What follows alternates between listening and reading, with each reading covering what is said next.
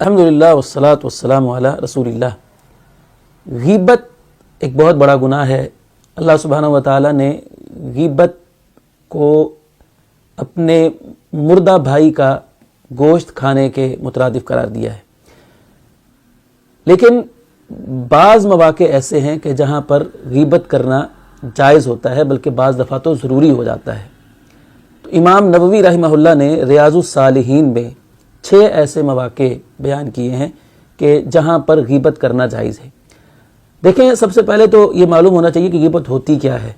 غیبت کی تعریف خود اللہ کے رسول صلی اللہ علیہ وسلم نے یہ بیان فرمائی ہے کہ ذکرک اخاک بما یکرہ، کہ تم اپنے مسلمان بھائی کا ذکر کسی کے سامنے اس انداز میں کرو کہ جسے وہ ناپسند کرتا ہے، اس کو غیبت کہتے ہیں۔ تو 6 مواقع ہیں جہاں پر غیبت کرنا جائز ہوتا ہے۔ پہلا موقع، کسی پر ظلم ہوا ہے تو وہ حاکم وقت کے پاس، قاضی کے پاس یا کسی بھی صاحب اختیار شخص کے پاس جا کر اپنا ظلم جو ہے وہ اس کا انصاف حاصل کرنے کے لیے اور ظالم کو سزا دلوانے کے لیے اس کی ظالم کے بارے میں جا کر بات کرتا ہے، ہوگی تو یہ غیبت، لیکن یہ ظلم سے نجات حاصل کرنے کے لیے، انصاف حاصل کرنے کے لیے اس کی اجازت ہے۔ دوسری صورت ہے خلاف شرع کاموں کو روکنے کے لیے، برائی کے خاتمے کے لیے اگر کسی شخص کے بارے میں غیبت کی جائے کسی ایسے شخص سے کہ جو اسے اس برائی سے، اس خلاف شرع کام سے روک سکتا ہو۔ مثال کے طور پر اگر ایک بیٹا کسی کو معلوم ہوتا ہے کہ وہ غلط کام کرتا ہے تو اس کے باپ کو جا کر غیبت کی جائے، اس کو شکایت لگائی جائے کہ تمہارا بیٹا یہ کام کرتا ہے، تاکہ اس کا باپ جو ہے وہ اس کے کام سے اسے منع کر سکے، تو یہ بھی ہے تو غیبت، لیکن یہ جائز ہے۔ تیسری صورت ہے کہ مفتی سے فتویٰ پوچھنے کے لیے اگر یہ بتانا پڑ جائے کہ میرے بھائی نے، میرے باپ نے، فلاں شخص نے میرے ساتھ ایسا کیا ہے تو اس کا شرعی حکم کیا ہے، مجھے اس کے ساتھ کیا کرنا چاہیے، شرعی حکم معلوم کرنے کے لیے مفتی سے فتویٰ لیتے وقت کسی کی غیبت کرنی پڑ جائے تو وہ جائز ہوتی ہے۔ لیکن امام صاحب فرماتے ہیں کہ اگر ایسی صورت میں نام نہ ذکر کیا جائے بلکہ جنرلی پوچھ لیا جائے کہ اگر کوئی ایسا کرتا ہے تو اس کا کیا حکم ہے، یعنی نام لیے بغیر اگر فتویٰ لیا جائے تو وہ زیادہ بہتر ہے۔ چوتھی صورت یہ ہے کہ مسلمانوں کو شر سے بچانے کے لیے، ان کی خیر خواہی کے لیے کسی کی غیبت کرنا۔ اس کی آگے سے بہت ساری شکلیں ہیں، مثلا جیسے یہ جو حدیث کے راوی ہوتے ہیں، محدثین ان کے بارے میں بتاتے ہیں کہ فلاں جو ہے وہ اس کا حافظہ کمزور ہے، فلاں جو ہے وہ ضعیف ہے، تو ان کی جو جرح کرتے ہیں یہ ہے تو غیبت، لیکن اس کا مقصد جو ہے وہ حدیث نبوی صلی اللہ علیہ وسلم کی حفاظت ہے، تو یہ جائز ہے۔ اسی طرح اگر کوئی اپنی بیٹی کا رشتہ مثلا کسی لڑکے کے ساتھ کرنا چاہتا ہے تو وہ آ کر پوچھتا ہے پڑوسیوں سے کہ یہ فلاں لڑکا کیسا ہے، تو اگر وہ لڑکا ٹھیک نہیں ہے تو اس لڑکی کو اس کے شر سے بچانے کے لیے اس کو اگر حقیقت حال سے آگاہ کر دیا جاتا ہے، اس کو بتا دیا جاتا ہے کہ اس کے اندر تو فلاں فلاں عیب ہے، اس کا اٹھنا بیٹھنا ٹھیک لوگوں کے ساتھ نہیں ہے، یا یہ غلط کام کرتا ہے،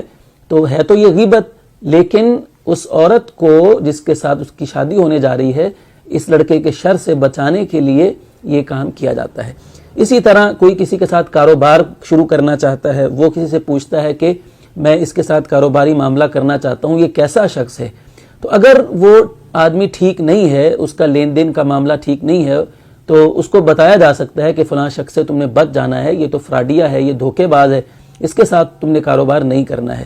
اسی طرح اور بہت ساری صورتیں اس میں شامل ہیں، جیسے ایک گمراہ اور بدعتی شخص ہے جو دین کا لبادہ اوڑھ کر لوگوں کو جو ہے نا وہ گمراہ کر رہا ہے، تو ایسے میں علماء حق جو ہوتے ہیں ان کا کام ہوتا ہے کہ وہ ایسے گمراہ شخص سے لوگوں کو آگاہ کریں۔ یہ تو یہ غیبت بن جاتی ہے، لیکن یہ درست ہے لوگوں کی خیر خواہی کے لیے، مسلمانوں کو اس کے شر سے بچانے کے لیے، تاکہ لوگ اس کی گمراہی کا کہیں شکار نہ ہو جائیں۔ پانچویں صورت یہ ہے کہ کوئی شخص کھلم کھلا اور اعلانیہ کسی برائی کا ارتکاب کرتا ہے، مثلا شراب پیتا ہے یا لوگوں کو دھوکہ دیتا ہے، لوگوں سے ٹیکس وصول کرتا ہے، جگہ وصول کرتا ہے، یا اس قسم کی کوئی اور برائی کا ارتکاب سر عام کرتا ہے، چھپ کر نہیں کرتا ہے، اور سب لوگوں کو ویسے بھی اس کا علم ہو جاتا ہے، تو دوسرے لوگوں کو اس کے شر سے بچانے کے لیے یا خود اس کو برائی سے روکنے کے لیے اگر کسی کو یہ بات بتائی جائے تاکہ اس کی برائی کا ازالہ کیا جا سکے تو غیبت کی یہ شکل بھی جائز ہے۔ چھٹی صورت یہ ہے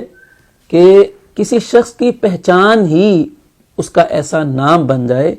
کہ جو ہوتا تو ناپسندیدہ ہے لیکن اس شخص کی پہچان بن جاتا ہے۔ مثلا کوئی چھوٹے قد والا ہے تو اس کا نام ہے نکا، مثلا تو اس کو سب لوگ نکا نکا کہہ کر بلاتے ہیں، یا ایک شخص جو ہے وہ کالے رنگ والا ہے تو اس کا نام ہی کالا پڑا ہوا ہے اور اس کی پہچان ہی کالا ہے، اس کا نام کچھ بھی ہو لوگ اس کو کالا کہہ کر پکارتے ہیں، اس کی پہچان معاشرے میں یہ نام ہے، تو اگرچہ یہ ناپسندیدہ چیز ہے، غیبت کے زمرے میں یہ بات شامل ہوتی ہے، لیکن چونکہ اس کی پہچان ہی یہ ہے تو اس لیے اس کو اس کے اس معروف نام سے پکارنے سے بھی گناہ انشاءاللہ نہیں ہوگا۔ تو یہ 6 صورتیں ہیں کہ جہاں پر ضرورت کے تحت کسی ضرورت کے تحت جو ہے وہ غیبت کی جاتی ہے، لیکن غیبت صرف اسی حد تک کی جائے گی جہاں پر اس کی ضرورت ہوگی، اور جس مقصد کے لیے وہ غیبت کی جا رہی ہے ان 6 کی 6 صورتوں میں اسی مقصد کے لیے غیبت ہو۔ اگر مقصد کوئی اور ہو جائے، کسی کے ساتھ حسد ہو جائے، بغض ہو جائے، کسی کی بے عزتی کرنا، کسی کو معاشرے میں بدنام کرنا مقصد ہو جائے، تو پھر یہ 6 کی 6 صورتوں میں بھی غیبت کرنا جائز نہیں ہوگا۔